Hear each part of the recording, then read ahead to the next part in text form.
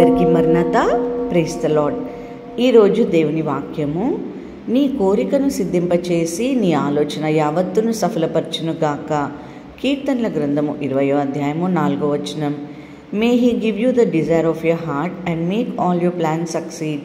Psalms chapter 20 verse 4. ఈ రోజుకు గాను కృపగలిగిన దేవుడు మనకు అనుగ్రహించిన వాక్య భాగమును బట్టి ధ్యానించుకుందాము. ప్రభునందు ప్రియమైన సహోదరి సహోదరులారా, ప్రతి మనిషి హృదయంలో ఏదో ఒక కోరిక తప్పనిసరిగా ఉంటుంది కదండి. ఆ కోరిక సిద్ధించాలని ఎంతో ప్రయాసపడుతూ ఉంటారు. అందరి వారి యొక్క ఆలోచనలు, ప్రతి ఆలోచన కూడా సఫలం కావాలని అనుకుంటారు, కోరుకుంటారు. ఈ రోజున ఈ మాటలు వింటున్న ప్రతి ఒక్కరి హృదయ కోరికను దేవుడు సఫలపరచాలని, సిద్ధింపచేయాలని హృదయపూర్వకంగా కోరుకుంటున్నాను. అయితే ఈ లోకమున మనం అనుకున్న విధంగా జరిగితే ఇక దేవుడు ఎందుకండి? మనం అనుకున్నవి ప్రతీది కూడా జరగాలి అంటే తప్పకుండా మనకు దేవుని యొక్క సహాయము సహకారము కావాలి. మరి ఆయన మన హృదయ వాంఛను తీర్చాలంటే మనం ఏం చేయాలి? వాక్య భాగము ఈ విధంగా సెలవిస్తుంది. ఆయన నీ నైవేద్యములన్నిటినీ జ్ఞాపకం చేసుకొనుగాక, నీ దహన బలులను అంగీకరించునుగాక అని. అనగా మనం ఇచ్చే ఆఫరింగ్స్ వల్ల దేవుడు మన యొక్క కోరికను సిద్ధింపచేస్తాడు అని భక్తుడు జ్ఞాపకం చేస్తున్నాడు. మీరు అనుకోవచ్చు, మీరు ఆలోచించవచ్చు, కోడేళ్ళను పొట్టేళ్లను తెచ్చి నేను ఆయనకు సమర్పించుకోవాలా, నాకు కలిగిన వాటిల్లో నుండి కొంత దేవునికి కానుకగా నైవేద్యంగా ఇవ్వాలా అని. దేవుడు ఆ విధమైన బలిదానమును కోరుకోవడం లేదు. పైగా ఆయనే మానవ రూపాన వచ్చి మన అందరి కొరకు తనని తాను బలిగా అర్పించాడు.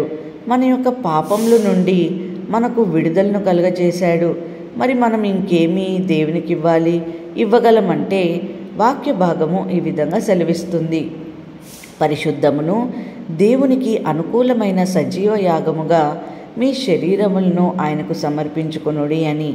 ఆయన మనము సమర్పించే వస్తువుల వలన, జీవాల వలన ఆయన ఆనందించడు. ఆయనకు అవి అనుకూలమైనవి కాదు. కానీ మన యొక్క పరిశుద్ధమైన శరీరము ద్వారా ఆయనను ఆరాధించడమే, ఆయన్ని స్తుతించడమే దేవునికి ఇష్టమైన అర్పణ. అవును ప్రియమైన సహోదరి సహోదరులారా, సర్వోన్నతుడైన దేవుని ఆరాధించడం, ఆయనను స్తుతించడం దేవునికి ఎంతో ఇష్టకరం. అయితే ఆ ఆరాధన, ఆ స్తుతి మనము పాపం కలిగినటువంటి శరీరములతో, దుష్టమైన శరీరములతో చేయకూడదు. నిందారహితులుగాను పాపరహితులుగాను ఉండి మనము ఆయనను ఆరాధించాలి. మొదట మన ఆశ, మన కోరిక యేసు ప్రభువై ఉండాలి. ఆయనను మన హృదయంలో ఉంచుకొని జీవించాలి. ఆయన నాలో ఉంటే చాలు, ఆయన నాతో ఉంటే చాలు అనే నిజమైన కోరికతో మనం బ్రతకాలి. అందుకే లేఖన భాగము ఈ విధంగా సెలవిస్తుంది. కాబట్టి మీరు ఆయన రాజ్యమును, ఆయన నీతిని వెతుకుడి, అప్పుడు అవన్నీ మీకు అనుగ్రహించబడును. ఎప్పుడైతే దేవుని గురించి ఆశను, ఆసక్తిని మనం కలిగి ఉండి జీవించడం అలవాటు చేసుకుంటామో ఈ లోకంలో మనకు ఏ కొదువ ఉండదండి. ఈ లోకంలో ప్రతిదీ ఆయన ద్వారా మనకు సమకూర్చబడుతుంది. ప్రతి విషయంలో మనల్ని దేవుడు ఆశీర్వదిస్తాడు. దేవుడు మన అంతరంగంలో ఎరిగిన దేవుడు. ఆయనకు మనమంటే ఎంతో ప్రేమ. మన ప్రతి ఆశ, ఆలోచన నెరవేర్చాలని ఆయన ఇష్టపడుతూ ఉంటాడు. అయితే మనం మొదటిగా ఈ లోకంన కాదు, కానీ ఆయనను ప్రేమించే వారముగా ఉండాలి. వాక్యము ద్వారా దేవాది దేవుడు సెలవిస్తున్నాడు, నా నామము నిమిత్తము అన్నదమ్ములైనను, అక్క చెల్లెలైనను, తల్లిదండ్రులైనను, పిల్లలైనను, భూములను విడిచిపెట్టిన ప్రతి వాడును 100 రెట్లు పొందును, ఇదిగాక నిత్య జీవమును స్వతంత్రం ఎంచుకొనును అని. అంటే దేవుని కోసం వీరందరినీ సంపూర్ణంగా విడిచి వారిని ఒంటరిని చేయమని కాదు, కానీ మొదటిగా ఆయనకు ప్రాధాన్యత ఇచ్చే వ్యక్తులుగా మనం ఉండాలండి. చూడండి, పిల్లల కోసం, తల్లిదండ్రుల కోసం ఆస్తులు కొనడం, మనము బంధువులు ఫంక్షన్ కోసము దేవుని సన్నిధికి రాకుండా ఎగ్గొట్టేవారుగా అనేకులు మన మధ్య ఉంటారు కదండి. అలా ఉండకూడదని వాక్యం సెలవిస్తుంది. దేవుని కొరకు మనము సంయమిస్తే మనల్ని 100% దేవుడు దీవిస్తాడు. దేవుడు దీవించడం అంటే మన కుటుంబం బాగుండడమే కదండి, మన పిల్లలు ఉన్నత స్థానంలో ఎదగడమే, మనము ఆకలితో లేకుండా సమృద్ధి కలిగి ఉండడమే కదండి. కాబట్టి ప్రియమైన సహోదరి సహోదరుడా, ఈ రోజున మనం అందరితోనూ దేవుడు స్పష్టంగా మాట్లాడుతున్నారు. నేను నీ హృదయ వాంఛలను తీరుస్తాను, నీ ఆలోచనలు ఆశలను అన్నిటినీ సఫలపరుస్తాను. అయితే నీవు అనగా మనం ఆయనకు సజీవముగా అనుకూలమైన పరిశుద్ధ శరీరముతో అర్పించుకోవాలి అని.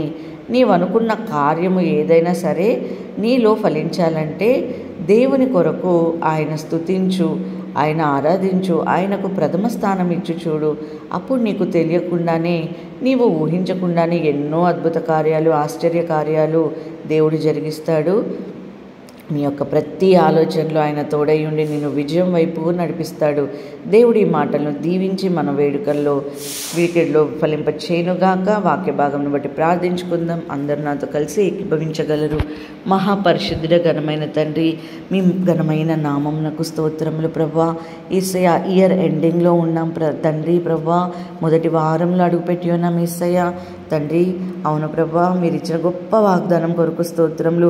ఈ వాగ్దానము ప్రభ ప్రార్థించే ప్రతి ఒక్కరిలో నా ప్రభ ఫలింపచేయునుగాక. యేసయ్య మీకు స్తోత్రములు తండ్రి. ఎంతోమంది బిడ్డలు ఎగ్జామ్ రాస్తున్నారు ప్రభా, ఎంతోమంది ప్రభా ఇంపార్టెంట్ పనులకు ఈరోజు యేసయ్య వెళ్తున్నారు తండ్రి.